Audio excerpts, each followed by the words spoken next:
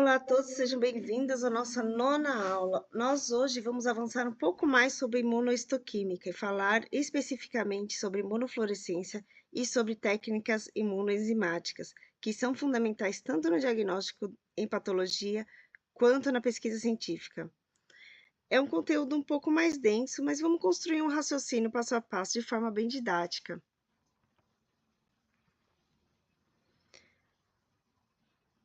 O que é imunofluorescência? A imunofluorescência é uma técnica que utiliza anticorpos marcadores com substâncias fluorescentes para detectar antígenos em células ou tecidos.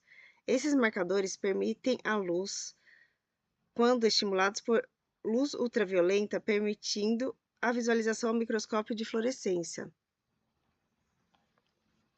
Os fluocromos são moléculas que absorvem a luz num determinado comprimento de onda e emitem luz em outro comprimento de onda, geralmente de maior dimensão. Quando excitados por luz ultravioleta ou visível, esses marcadores se tornam visíveis, permitindo a localização específica dos antígenos. A técnica é amplamente utilizada no diagnóstico clínico, a investigação científica e a análise histopatológica, sendo essencial para identificar agentes infecciosos, caracterizar tumores e estudar a distribuição de proteínas. Na imunofluorescência direta, o próprio antígeno primário já está ligado a um composto fluorescente. O marcador mais utilizado é o isotiocianato de fluoresceína, que emite uma luz verde brilhante quando estimulado por luz ultravioleta. É uma técnica mais simples, porém com menor amplificação do sinal. A técnica é mais simples, porém a menor amplificação do sinal. Quando excitados por uma luz azul de 490 nm, o FITC, o FITC, emite a fluorescência verde 525 nm, tornando visíveis as estruturas onde o antígeno está presente.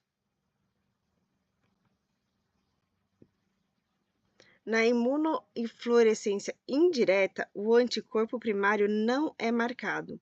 Ele se liga primeiro ao antígeno de interesse, depois a um anticorpo secundário fluorescente. Reconhece a porção Fc do anticorpo primário. Assim, o sinal só aparece após duas ligações antígeno-anticorpo.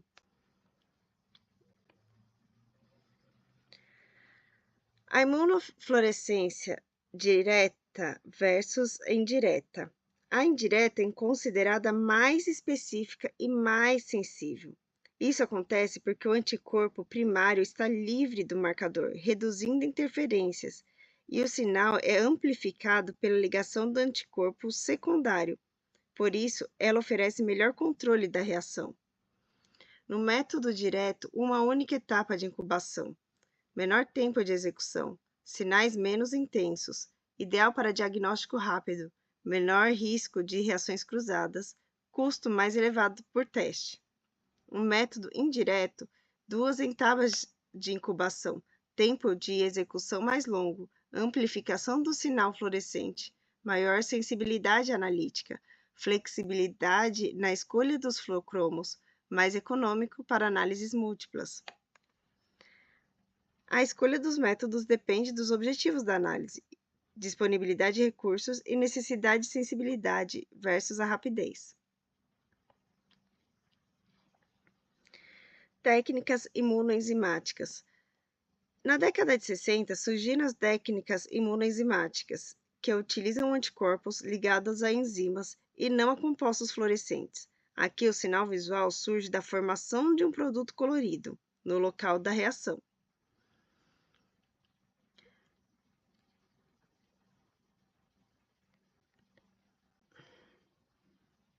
A enzima mais utilizada é a peroxidase, por isso falamos em técnica de imunoperoxidase. Ela atua sobre o peróxido de hidrogênio, ou seja, H2O2, água oxigenada. na presença de um substrato adequado, forma um produto cromogênico, que se deposita no local da reação. O substrato mais utilizado é o DAB, que produz uma coloração marrom escura. O DAB é a diaminobenzidina. Vantagem importante: o DAB é insolúvel em álcool, formando um precipitado permanente, o que permite armazenar as lâminas por um tempo indefinido.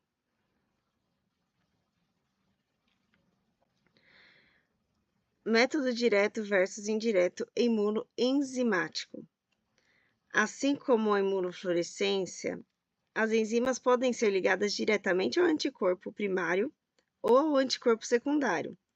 O método indireto é mais eficaz, pois permite a amplificação do sinal. Método direto: a enzima, geralmente peroxidase ou fosfatalase alcalina, está conjugada diretamente ao anticorpo primário, que reconhece o antígeno-alvo. Essa abordagem é rápida, simples, reduzindo o número de etapas laboratoriais. O método indireto utiliza um anticorpo primário não marcado, seguindo de um anticorpo secundário conjugado com a enzima.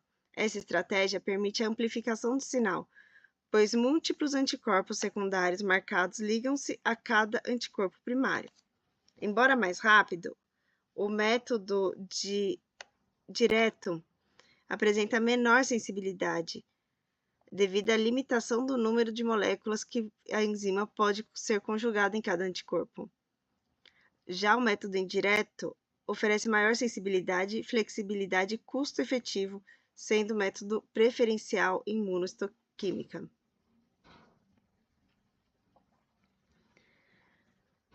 Para aumentar ainda mais a sensibilidade, foram desenvolvidas estratégias como amplificação dos sinais, como PAP, peroxidase antiperoxidase, ABC, avidin biotin complex e cadeias poliméricas. O PAP é o método que utiliza o complexo formado por 3 moléculas, anticorpo antiperoxidase ligado a 2 moléculas de peroxidase. O anticorpo secundário serve de ponte entre o anticorpo primário e o complexo PAP.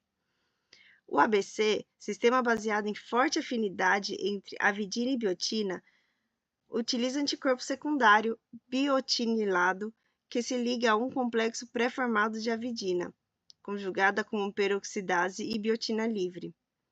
E nas cadeias polimétricas, tecnologia mais recente utiliza polímeros como dextrano como suporte para múltiplas moléculas de enzima e anticorpo secundário, eliminando a necessidade de biotina.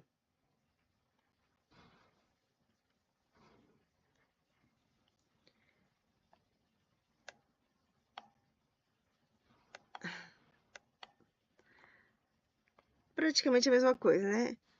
O método PAP ocorre em uma reação em cadeia, envolvendo 3 anticorpos. O ABC utiliza a formação de complexos ricos em peroxidase, e ambos apresentam alta sensibilidade, permitindo detectar antígenos mesmo em tecidos fixados rotineiramente. As cadeias poliméricas representam hoje o método mais sensível. Nesse caso, múltiplas moléculas enzimáticas são acopladas a uma longa cadeia de dextran. Isso gera um sinal mais intenso, com menor coloração inespecífica e permite utilizar a menor quantidade de anticorpo primário, reduzindo a especificidade e reduzindo custos, aumentando a especificidade e reduzindo custos.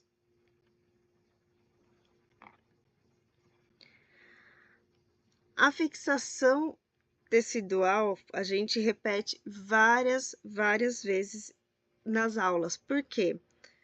Ela é essencial para preservar a morfologia e evitar a autólise. No entanto, fixações inadequadas podem mascarar epítopos e gerar resultados falsos negativos. O formol tamponado e o fixador de Buin são os mais utilizados, mas cada antígeno responde de uma forma diferente.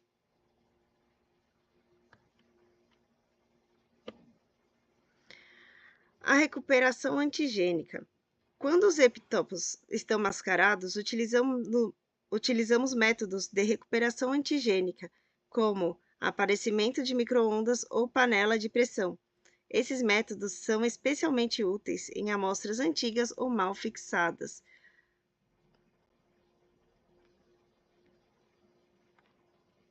Tecidos congelados.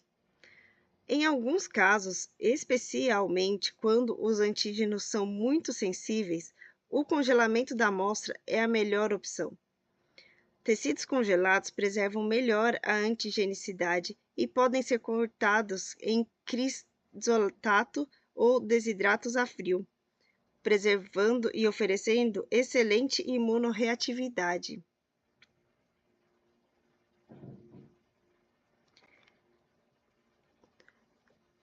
A imunofluorescência é uma técnica sensível para a visualização de antígenos utilizando fluocromos. Método direto e indireto oferecem diferentes vantagens em rapidez versus sensibilidade.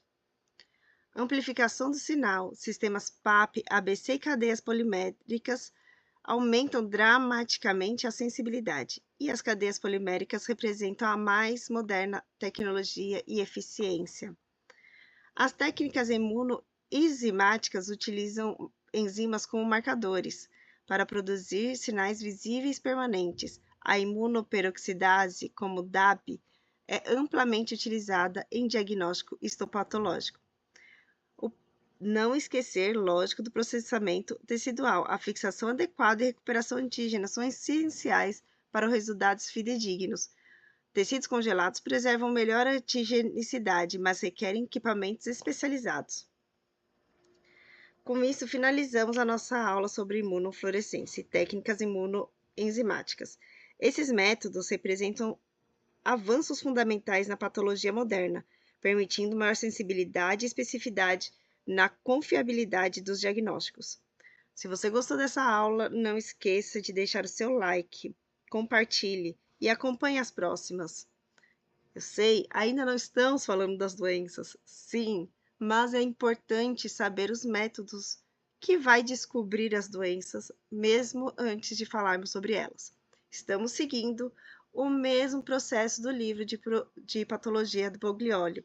Então, apesar de falarmos de patologia e das doenças um pouco mais para frente, todas as informações aqui são importantes e estão logo no início da introdução do livro. Muito obrigada, espero que vocês entendam bem essa aula, passem para as pessoas que também precisam aprender. Muitas dessas técnicas vocês provavelmente aprenderam em aulas como imunologia, aulas como biotecnologia, mas é importante também para a patologia. Um abraço e até a próxima!